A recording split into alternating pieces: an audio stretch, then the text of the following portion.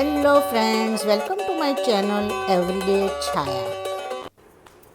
આજે આપણે બનાવીશું હોમમેડ ગાર્લિક બ્રેડ, અને જે આપણે એર ફ્રાયરમાં બનાવીશું. તમે તેને કઢાઈમાં કે પછી ઓવનમાં પણ બનાવી શકો. તો ચાલો શરૂ કરીએ. તો આ માટે આપણે પહેલાં લોટ બાંધી લઈશું. તો એને માટે મેં અહીં 2 મોટી ચમચી જેટલું દહીં લીધું છે. દહીં મારું બહુ ખાટું પણ નથી અને બહુ મોડું નથી, તો આપણે મીડિયમ એવું આપણે દહીં લઈ લઈશું.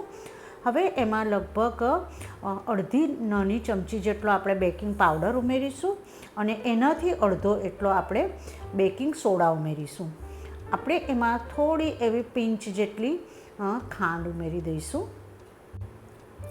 આપણે એમાં થોડું એવું ટેસ્ટ મુજબનું મીઠું ઉમેરીશું, અને લગભગ 1 ચમચી જેટલું આપણે તેલ ઉમેરી અને એને આપણે વિસ્કરની મદદથી એક જ સાઈડ બરાબર ફેટી લઈશું. આપણે એને લગભગ 1 થી 2 મિનિટ સુધી એકદમ પ્રોપર એક જ ડાયરેક્શનમાં ફેટીશું. હવે આપણે એમાં 1 વાડકી જેટલો મેં અહીં ઘઉંનો લોટ રેગ્યુલર જે આપણે ભાખરી કે રોટલી કરીએ છીએ તે લઈ લીધો છે, તે ઉમેરી દીધો છે.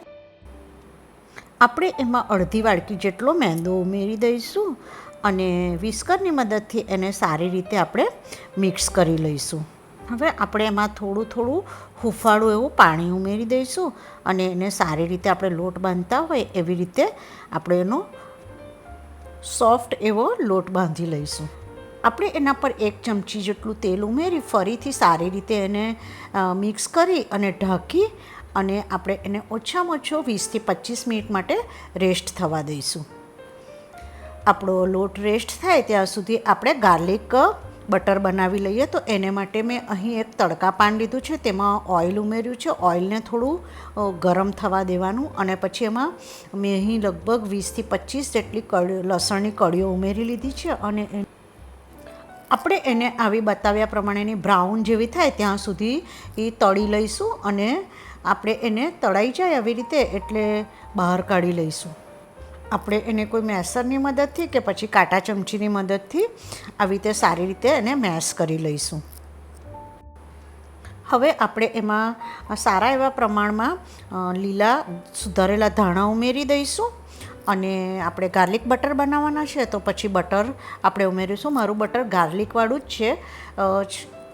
તમે સાદું બટરનો પણ ઉપયોગ કરી શકો. જો તમે સાદું બટરનો ઉપયોગ કરતા હોય તો તેમાં થોડું સોલ્ટ ઉમેરવું. મેં અહીં થોડા એવા ચીલી ફ્લેક્સ ઉમેરી લીધા છે. આપણે એમાં થોડું એવું ઇટાલિયન સિઝનિંગ અને થોડું એવું ઓરિગેનો પણ ઉમેરી લઈશું. હવે આપણે આ બધી વસ્તુને સારી રીતે મિક્સ કરી લઈશું, અને બટર આપણે ફ્રીઝમાંથી થોડી વાર પહેલાં બહાર કાઢી રાખવું, જેથી કરીને બરાબર બધું મિક્સ થઈ જાય.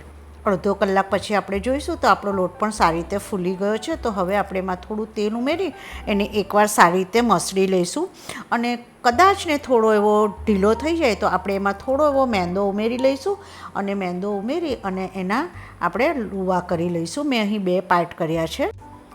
હવે આપણે એને એર ફ્રાયરમાં બનાવવાની છે. તો મેં અહીં જે પ્લેટ આવે છે કાગળની તે લઈ લીધી છે, અને થોડો એવો આના પર મેં મેંદાને સ્પ્રિંકલ કરી લીધો છે, અને હવે એમાંથી એક લુવો લઈ આપણે થોડો હાથ તેલવાળો ક્યાં તો પછી મેંદાવાળો કરતા જ આવી રીતે ધીમે હાથે એને સ્પ્રેડ કરી લઈશું.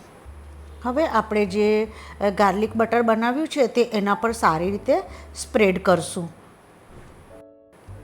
આપણે હવે એના હાફ ભાગમાં થોડા એવા મકાઈના દાણા, થોડા એવા કેપ્સિકમ કટ કરેલા આવી રીતે બતાવ્યા પ્રમાણે થોડા સ્પ્રેડ કરી લઈશું.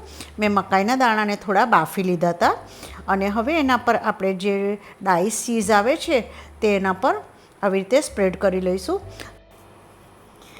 આપણે હવે બીજી બાજુથી જે બીજો પોર્શન છે તેને કેરફુલી આવી રીતે ઉઠાવી અને એને આવી રીતે એના પર મૂકી દઈશું સારી રીતે, અને જે કોર્નર છે તેને આપણે કાંટા ચમચીની મદદથી સારી રીતે બંધ કરી દઈશું.